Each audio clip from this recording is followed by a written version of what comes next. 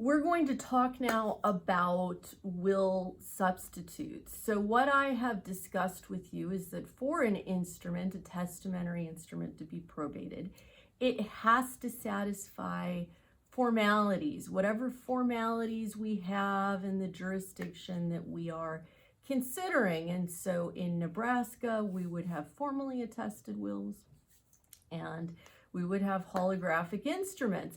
And every testamentary instrument has to satisfy formalities to either be a formally attested instrument or a holographic instrument. The exception to satisfying will formalities would be with a will substitute.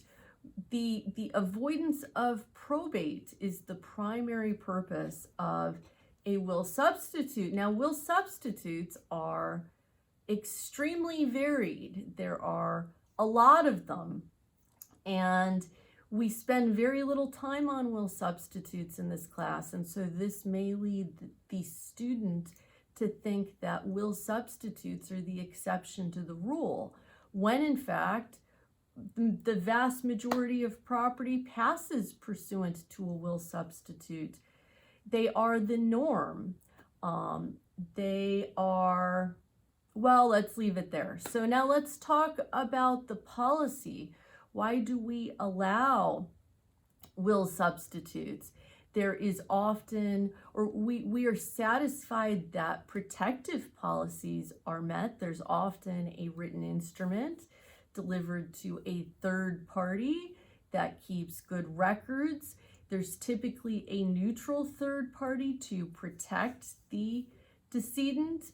There is usually a written instrument that evidences wishes and intent and provides for routine, ritual, efficient transfer of assets that the decedent know will occur at his or her death. And so from a policy perspective, we are very comfortable with most will substitutes, though the types of will substitutes that are permitted vary from state to state. We do have the common ones that seem to be accepted pretty much anywhere. Common one would be joint tenancy with right of survivorship. The hot issue with a joint tenancy is whether or not that right of survivorship is severable with consent, or if consent need not be given, which we discussed earlier in the semester. But I would say joint tenancies are pretty common, pretty uncontroversial. And if a if a joint tenancy with right of survivorship is executed properly, we are not satisfying will formalities with the joint tenancy. It's considered to be a valid will substitute that passes outside of probate pursuant to the instrument that creates it, which is here the instrument that creates the joint tenancy. Now, let's consider, or let's touch upon the disadvantages of dealing with will substitutes. I would say that first, unless you're talking about an inter vivos trust, they are asset specific, and it's almost impossible to transfer all of your assets through individual will substitutes. You at least usually need the safety net of a will with a residuary clause to pick up something that may be left over. The other disadvantage or shortcoming of dealing with a will substitute are litigated issues. And by that, I mean there are issues that may not be easily answered or resolved because we don't have the law of will formalities that applies. There are always newer will substitutes being created, and existing case law may not answer questions that arise with these newer will substitutes.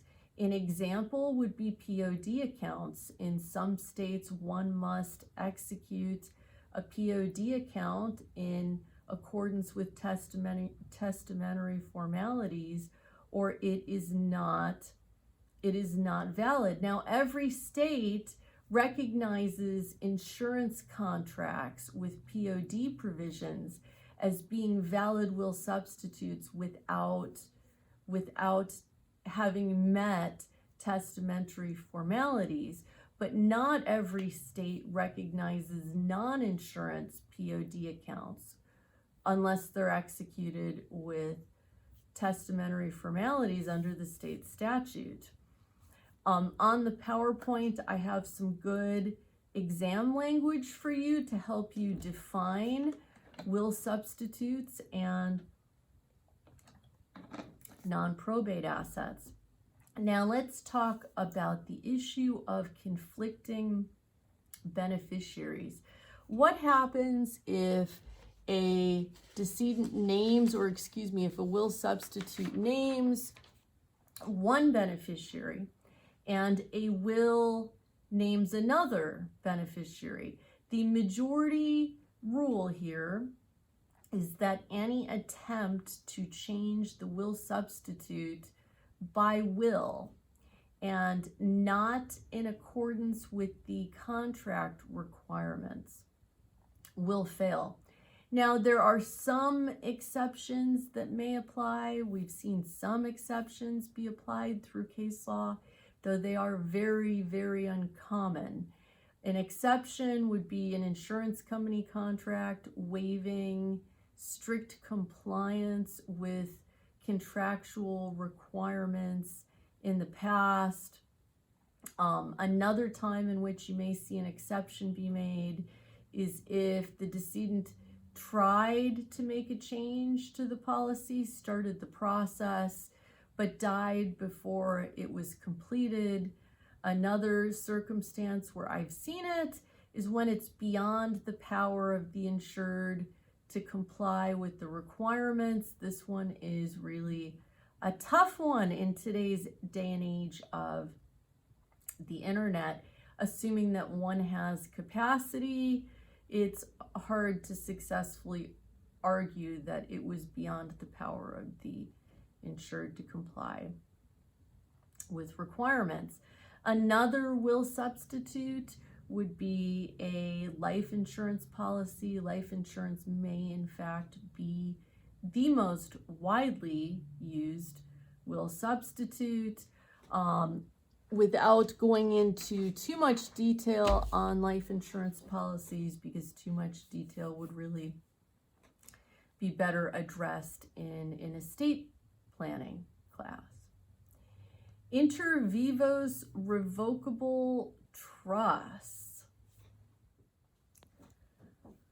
I'm going to speak with you now about inter vivos revocable trusts. And you may say, wait a second, we can't talk about this yet because we are on wills and we've not started trusts yet. But I do feel as though I would be doing a little bit of a disservice leaving the topic of will substitutes without addressing inter vivos revocable trusts, because inter vivos revocable trusts are such an important will substitute. First, though, since you've not had trusts to this point, how do we classify trusts? Let's talk about that first. We can classify trusts into two large groups if we are classifying them temporally, meaning when they were created. We have inter vivos trusts and testamentary trusts. Inter vivos trust being created by the decedent during life, and testamentary trust being created through a will, or actually through the probate process ultimately. With an inter vivos trust, we use them for a myriad of reasons. One of the most common reasons is the use of the inter vivos trust to avoid probate. What are some common myths about the inter vivos trust? Well, one thing an inter vivos trust cannot do is help you to dodge your creditors. There has, of course, been the self-settled asset protection trust. established in the state of Nevada, but there are so many open questions with regard to how those trusts will be treated if one is an out-of-state resident and not a resident of the state of Nevada. Another common myth about the inter vivos trust: it is not going to help you avoid paying taxes.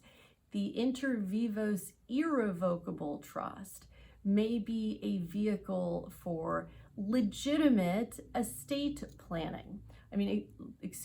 Legitimate tax planning. An inter vivos revocable trust, more likely than not, will be, because it's revocable, and revocable means easily amended, very flexible. It also means that you are retaining strings to those assets that will not help you usually reduce your tax liability. A testamentary trust created at death through your will. Similarly, amendments to the testamentary trust must satisfy testamentary formalities. In many ways, this makes a testamentary trust vulnerable. It makes it vulnerable to will invalidity. It makes it vulnerable if there is an amendment invalidity that runs afoul of the formalities. It also makes a testamentary trust vulnerable to a will contest. In theory, it could be struck down with the will itself. Now, we're next going to discuss the common law doctrine of merger, and I have PowerPoints for you on this. There are several hats that are worn with regard to a trust. You have the beneficiary, who holds equitable title. At the same time, the trustee holds legal title of the property. The trustee is responsible to care for this property on behalf of another, the other being the beneficiary that holds equitable title. And you have the settlor, who is putting this property in trust to be managed for the benefit of another. The doctrine of merger applies when the same person is wearing all of those hats, meaning the same person is the settlor, the beneficiary, and the trustee. In that circumstance, legal and equitable title merges and the trust ceases to exist. We treat the property as though it is just owned outright. Now, there's a statutory exception with regard to the doctrine of merger. In all jurisdictions, revocable trusts are upheld because they're viewed by the public as just being way too useful to help with avoidance of probate. We have a statutory exception that has developed to this common law doctrine of merger, which is actually quite a broad exception, providing that even a contingent interest in someone else is enough to prevent the doctrine of merger from applying to cause the trust to fail. And I've included PowerPoints for you that sets forth examples and definitions and so forth. Our next topic, I'm going to run through for you common estate planning questions from clients with the answers. First, and these are on the PowerPoints as well, all of my assets are held in joint tenancy or in a manner in which a beneficiary is designated, such as with an IRA. Do I need a will? So the assets currently owned by the decedent, according or based upon this question, will pass without probate. But at some point in time, this client or this decedent may acquire additional assets that are titled in another way.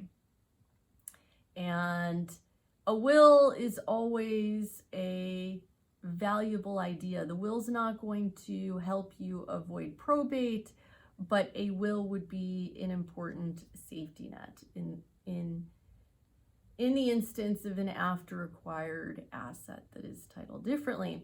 Next question. Is it difficult to change a will as circumstances change? A will can be amended or revoked anytime during the lifetime of the testator. It is an ambulatory document.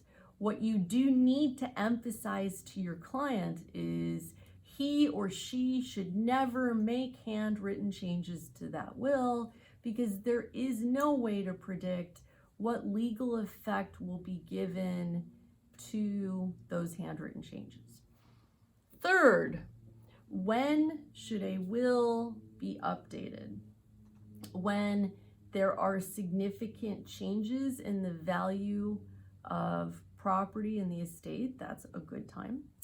When testators moved from one state to another, or when client has moved from one state to another, when there's been a change in circumstance, such as marriage, birth, death, or divorce, when the personal representative or executor can no longer serve or perhaps has passed away. That's another instance. Perhaps when state or federal tax law has changed. If there is a change in business ventures, or if your client's objectives have changed. Your client may have had minor children who are now grown and very successful, and those children may not need your client's money, in which case an adjustment to the estate plan could take place. Fourth question, can the imposition of estate taxes at death be avoided by having assets pass outside of the will? So for tax purposes, the gross estate includes all property owned by the decedent at time of death, including some assets that are just controlled by the decedent but not legally owned by the decedent. That would include assets held in decedent's name, assets transferred to a revocable trust, assets held in joint tenancy, perhaps proceeds of a life insurance policy, sometimes the value of some retirement plans. Even assets held outside of the United States are subject to federal estate tax of a U.S. citizen, unless a will employs tax avoidance devices, such as the marital or charitable deduction. The will is going to have no effect, no impact on the amount of tax owed. And it is worth mentioning to you that in addition to federal taxes, you may have to worry about state inheritance tax, because Nebraska is one of the handful of states that do still have an inheritance tax. Question 5, if I only have a modest estate, do I need a will? There are many reasons that almost every adult should have a will. Most commonly, however, is that an adult with minor children should have a will so that a guardian of the person and the estate may be named.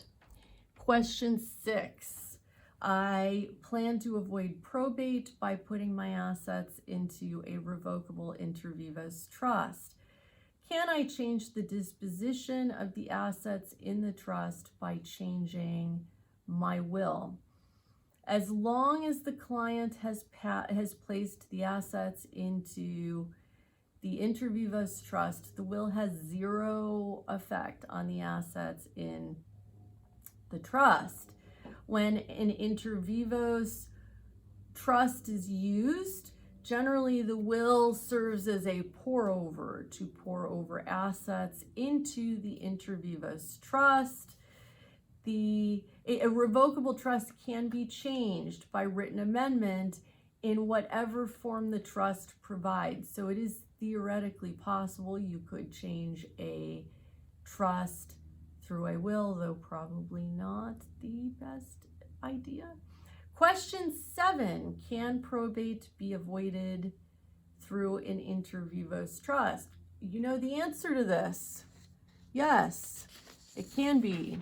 But only if the title to the assets have been transferred from the client's name to the trust's name. Failure to make that transfer may leave the assets subject to a will and may subject the assets to probate. It depends. Question 8, is it expensive to have assets subject to probate? This, once again, the answer to this question, once again, is it depends. It depends on the state that you are in, because the fees vary from state to state. In some states, they're as high as 5%. In some states, much lower. Question 9. I want to establish a trust to protect my children. Will it cost more to use a testamentary trust included as part of my will, or do I use an inter vivos trust with a separate trust instrument? So there are at least 3 costs to consider. First, the cost of going through probate, which is required for a testamentary trust. It can be avoided if assets are transferred before death to an inter vivos trust. Second, you have cost of regular accounting to be made to the court with a testamentary trust. It gives better supervision, but also adds fees for those accounting expenses, and those fees will come out of the assets of the estate. And finally, the legal fees for drafting the inter vivos trust, which may be greater because you're talking about 2 legal documents instead of 1, and the cost of whatever documentation is needed to transfer title to the inter vivos trust. 10, is there any benefit to having property go through probate as opposed to having assets transferred to an inter vivos trust prior to death? So going through probate involves stricter management and disposition of assets. If there's a client who worries that the trustee who administers a trust will not carry out meticulous details in the manner desired, it may be better for that client to go through probate. I would think that would be a very specific, rare circumstance. Another benefit of probate is there is a cutting off period for creditors, and so a creditor can't come along 5 years later to claim that there is a claim against the estate. In other words, probate serves a cleansing process, or a cleansing action. As part of the probate process, creditors are given notice of death, and after the notice, they have a specific period of time to file claims. If those creditors who have received notice do not file claims in that time, they are then cut off. With regard to an inter vivos trust, creditor claims are generally not cut off, except in some states, but definitely not all states. Finally, question 11, under what circumstance can a will be challenged or contested when offered for probate? We did discuss this earlier in the semester, but I wanted to recap and tie it up with a bow for you. Common causes: testator lacked sufficient mental capacity. Testator was unduly influenced at the time the will was drafted. Will was not executed in accordance with formalities. The will offered for probate actually has been revoked. The will offered for probate is a forgery. Our next very, very, very important topic is the topic of pour-over wills. I would say first as we start into this, and I do have PowerPoints for you on this, but first as we start into this, you need to understand the difference between an inter vivos trust and a testamentary trust, the respective advantages and disadvantages to understand what is at stake. And then I will run through for you, or I will provide for you, a common middle income estate plan that uses a pour over will to an inter vivos trust, so that you can understand, or I can situate for you, why we use these and why this schema, this pour over will to inter vivos trust schema, is so useful and so important. Practitioners may not say pour over will to inter vivos trust. We may just call the whole package a pour over trust. It means the same thing, but if we're being precise with language, it is a pour over will provision to an inter vivos trust. Now, what are some advantages of an inter vivos trust? Inter vivos trusts are created through a separate document from the will itself. The document is not public, whereas the will is filed in the courthouse and anybody can go down there and request a copy of it and see what the terms are. An inter vivos trust is completely private. We do not even have statistics on how much wealth is presently sitting in inter vivos trusts. We have numbers reported from the FDIC when a bank has been named as trustee of a trust, but there are no disclosure requirements with inter vivos trusts. Completely private. You like that if privacy is a concern for your family, which may sometimes be the case with dynastically wealthy families or extremely successful individuals or celebrities. Privacy may be a very big factor here. With a testamentary trust, those terms are public. We all know what is going on. We have access to it. Another advantage of an inter vivos trust is that it may be very flexibly amended through the trust agreement or an amendment to the trust agreement.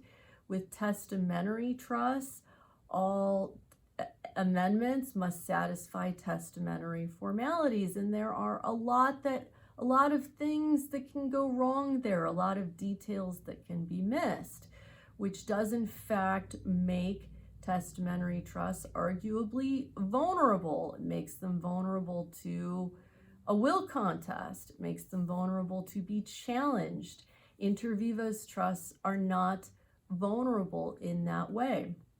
Another very important detail is that inter vivos trusts go into effect immediately, whereas a testamentary trust can take some time for a probate court to bring into effect. So with the typical pour over schema, we have a devise to a trust, and the trust is referenced in the will.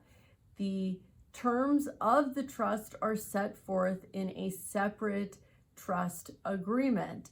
The will contains a provision that pours one or perhaps all of the assets of the estate into the trust. Sometimes just they pour in a very blanket way without specifically enumerating what assets are in the trust. Now, I've gone through for you why we would use an inter vivos trust, what are the advantages.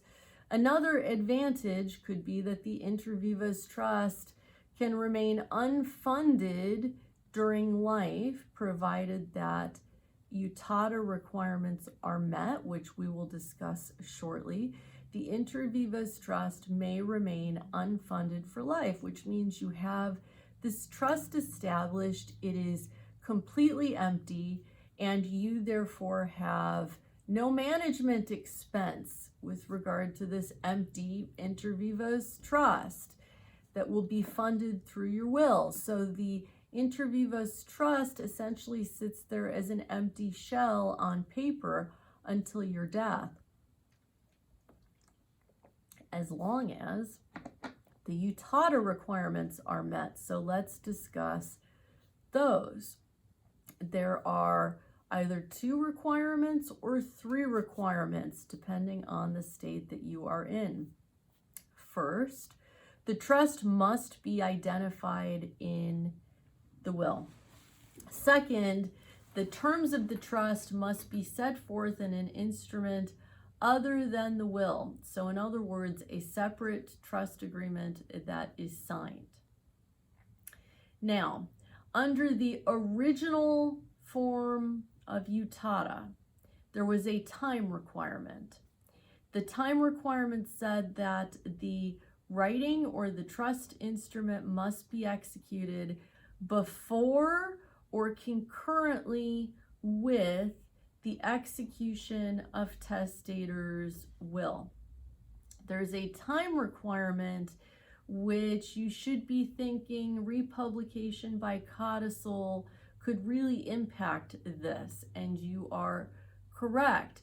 Under the original UTATA, if that trust agreement wasn't executed at the same time or prior to the will, you did not end up receiving inter vivos trust treatment on that pour over. It was potentially disastrous. Under revised UTATA, there is no time requirement at all. We only have the first 2 requirements. So which rule do you need to know? Well, the UPC has adopted revised UTATA, meaning there is no time requirement, and that is in UPC 2-511. Similarly, if you reference in Nebraska, section 30-3603, your provision states that you have adopted the 1991 Uniform Testamentary Additions to Trust Act, or the 1991 UTATA.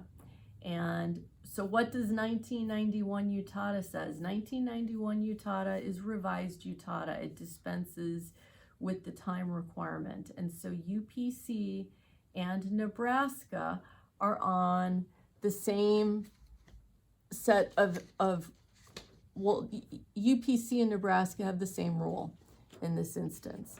So once again, to run through for you, you have a time benefit through the use of an inter vivos trust. It can go into effect immediately when you pass, which means immediate care for any dependent children. Oh no, my computer just went off. It means, let me turn my computer back on. It means immediate care with no lag for your minor children. This is an important consideration to make sure there's not terrible disruption after your passing. Who is, by way of example, going to pay for your children's tuition if they're at private schools, and your money is tied up and can't be distributed for 12 to 18 months. And as I also mentioned, there are privacy benefits to inter vivos trust. If it's considered a testamentary trust, the terms and all private information are going to be disclosed in the court order for final distribution. And for a family with security concerns, that is bad. So now we are going to discuss a proposed estate plan. In our proposed estate plan, husband and wife, H&W, it's a middle-class family. H&W have children in a variety of ages, 3 years old, 10 years old, 15 years old. H&W set up a revocable, unfunded, contingent, inter vivos trust, and they have a will with a pour-over provision. This inter vivos trust exists only on paper. A trustee is appointed during life, but the trustee has no funds to manage. The trustee will be a contingent beneficiary on both the life insurance policies of H&W. So H and W both have insurance policies. H, the primary beneficiary is W, secondary beneficiary is this trustee. W, primary beneficiary is H, secondary beneficiary is the trustee. H and W also have reciprocal wills, meaning their wills are mirrors of one another. They give all of their property to the survivor. In the event they both die, leaving dependent children, all of their property goes to the trustee. After H and W both die, the property goes into trust through the will of the second one among them to die. So let's consider H. H dies, all property goes to his surviving spouse W. Much of the investment property is going to pass automatically because it's probably jointly owned. Life insurance proceeds will be paid pursuant to the contract to W, and the probate property will be distributed under the will. Until the second spouse dies, here's W, the inter vivos trust does absolutely nothing. It exists only on paper. It's established, there's a trustee appointed, but the trust itself has no funds. So now let's say that W dies. This is the second spouse. Second spouse has passed. All probate and non-probate property will be paid to the trustee of the trust. The trust terms can also be contingent. Contingent because the trust will only operate if both parents die when there are minor children. If there are no living children who are dependents at the time of W's death, trust may not be utilized by the trustee for any length of time. The assets will simply be paid to the non-dependent children by the trustee, and the trust will be dissolved. After the second parent dies, if there are dependent children, the trust can go into operation first to care for the dependent children and then to care for the non-dependent children. And in that way, we have a middle-income family that does not want to waste a lot of money on administrative expense, keeping the safety net of the inter vivos trust to go into operation at the death of the second among them. But it's a relatively inexpensive estate plan for them to contend with while they are alive.